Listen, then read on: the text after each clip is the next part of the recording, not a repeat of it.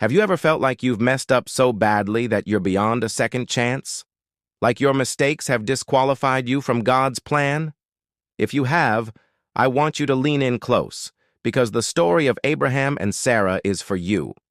It's a powerful reminder that God's grace is bigger than our greatest failures. We often picture Abraham as this giant of faith, and in many ways, he was. God called him to leave everything he knew and promised to make him the father of a great nation. An incredible promise. But here's the thing. Years turned into decades, and Abraham and his wife Sarah were still childless. They were getting old, really old. The promise seemed impossible. This is where the story gets incredibly human. Doubt started to creep in. Sarah, tired of waiting, came up with a plan. She told Abraham, "Hey, maybe God's plan needs a little help." She suggested he have a child with her servant, Hagar. It was a cultural norm back then, a human solution to a divine problem. And Abraham, instead of trusting God's original promise, agreed. Think about that for a second. This wasn't a small slip-up. This was a deliberate act of disbelief. They essentially told God, "Thanks for the idea, but we'll take it from here." This decision led to Ishmael's birth, but it also brought a wave of jealousy, conflict, and heartbreak into their family that would ripple through generations. They tried to engineer the promise, and it created a mess. You'd think that would be it, right? Contract void. Promise canceled. But that's not how our God operates. Years later, when Abraham was 100 and Sarah was 90, God showed up again. He didn't start with a lecture. He didn't say, "I told you so."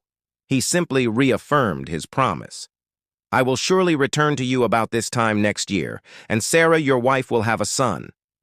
The response? Sarah, eavesdropping from the tent, laughed. It wasn't a laugh of joy, it was a laugh of cynical disbelief.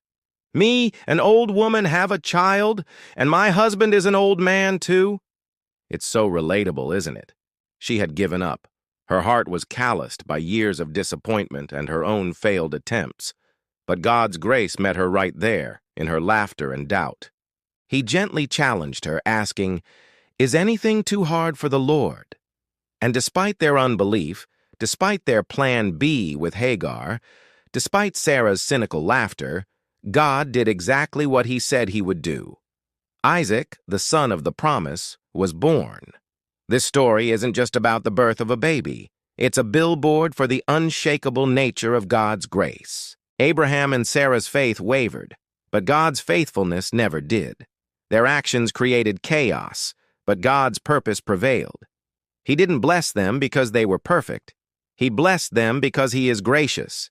His promise was not dependent on their ability to be flawless, but on his character to be faithful. So, whatever mistake you're looking back on, whatever failure makes you feel disqualified, remember this: your story isn't over. God's plan for you is not so fragile that your doubt can break it.